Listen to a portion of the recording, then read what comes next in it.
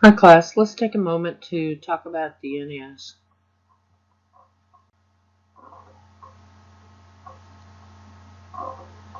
Because DNS provides the essential way to get from a symbolic, human readable domain name for an internet location to a corresponding numeric machine readable IP address, the DNS provides the key address resolution service that makes today's internet possible.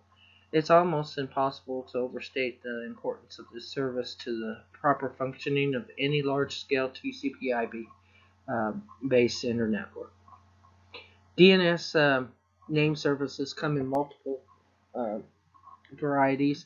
For each zone, a primary name service namespace is mandatory. It contains the master copy of the database for its zone. For each zone, one or more secondary NSs may be centered. At least one secondary is recommended for every zone to ensure improved reliability. For a largely heavy traffic network, caching only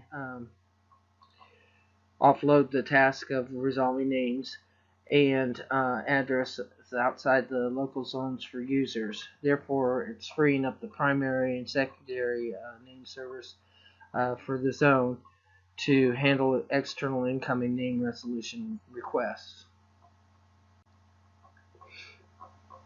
DNS maintains its data on a large collection of name servers around the internet by carving the domain namespace into a disjoint collection of domain or subdomain databases, also known as database segments or database zones, each of which belong to a single authoritative namespace for that zone.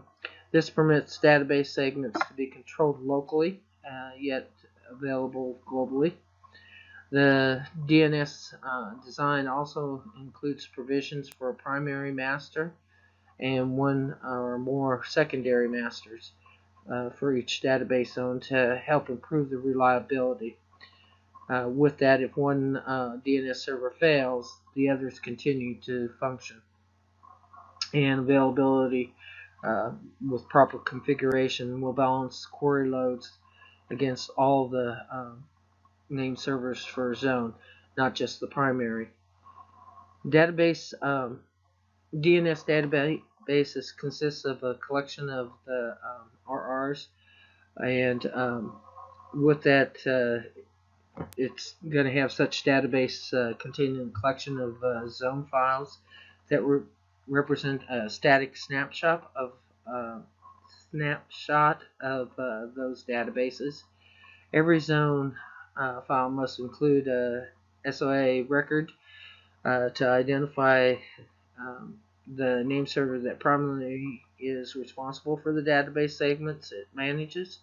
Other records in each zone file correspond to the function and may contain address-to-address mappings for normal domain resolution or name-to-address mappings for reverse or inverse or reverse DNS lookups. With that, the DNS clients rely on a software component called the resolver to interact with an available DNS server for name resolution services. Resolvers issue recursive queries that go to the designated DNS server, which either answers that query itself or queries other name servers until an answer is forthcoming. Ordinary DNS servers will accept either authoritative or non-authoritative replies to the queries, but root DNS servers accept only authoritative replies to ensure the validity of the data they supply to the DNS servers lower in the domain name hierarchy. DNS packet structures incorporate type information that identifies the kind of RR record being carried and otherwise describes the record's contents and validity. Understanding DNS application layer packet structures makes it much easier to appreciate DNS simplicity and elegance.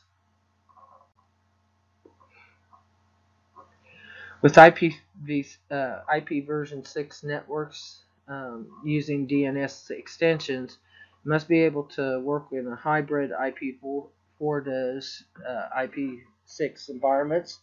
The DNS servers in an IP version 6 environment store name resolution data in the AAA records rather than in A records, which means that the DNS servers and resolvers must maintain both type of records. This can also cause problems because some of the DNS resolvers default to look for an A record first and then may time out before looking at the AA records. IP version 6 source and destination address selection is managed by algorithms that use a set of rules to determine how the selection process is managed. Because a device can have a network interface that is assigned multiple IP version 6 address types, such as like a link local, a site local, and global, the address selection process is more complicated than it is in the IP version 4 networks.